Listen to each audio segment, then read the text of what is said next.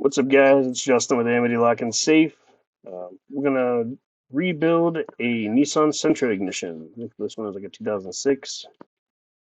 I didn't show it in the video, but here you're gonna drill small holes next to where the roll pins are. Kind of gives you access to take a pick and kind of push them out, so that way you can slide the faceplate off. We do a lot of these ignitions. The most notorious would be the Honda. Honda ignitions are definitely the worst. If you're ever having issues, usually it's the key, but if you let it go too long, then it will be the ignition soon. In this case, I like to mark all of the pieces. It's pretty obvious how it goes back together, but just as a fail-safe, always put a mark there. This is one of our regular customers. One of those things, unless you have all the kits sitting there, you always got to send it to a locksmith. So in this case, if the key is correct, it should slide out. I always cut a factory fresh key without a chip or anything, just so that way I have a reference point. That wafer was stuck though, so I had to pop it, keeping pressure on the back.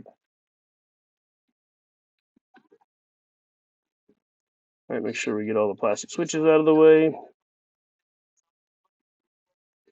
Trying to figure out what's wrong because it honestly looks perfect. The real issue here wasn't the wafers, it was the springs. So once you pull the key out, put the new key in, the wafers didn't want to return back to the normal place. But once you flush them, then they want to stay down.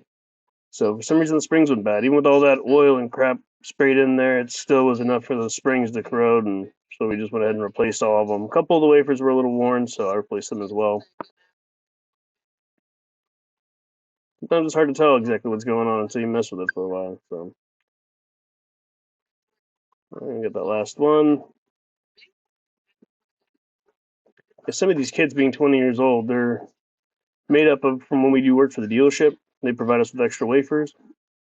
Not for the record, the wafer I pulled out of there came out of that kit. It was brand new. All right, we'll make sure that's in the right place. Key works. Okay, so putting the faceplates back together. Always double check things lined up correctly before you start shoving stuff on.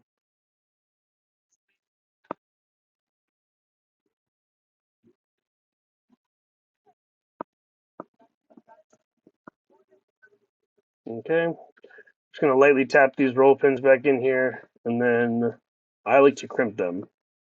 Don't do anything too crazy, just in case you got to give it back apart in the future, or some other guy's got to deal with it. But don't just take the corner. We ground the screwdriver down just to have a sharp point on the corner of it, so that way we can just put a little tab over. It should keep those roll pins from ever coming out. And if you need to, it's not enough to where you can't get them back out. So.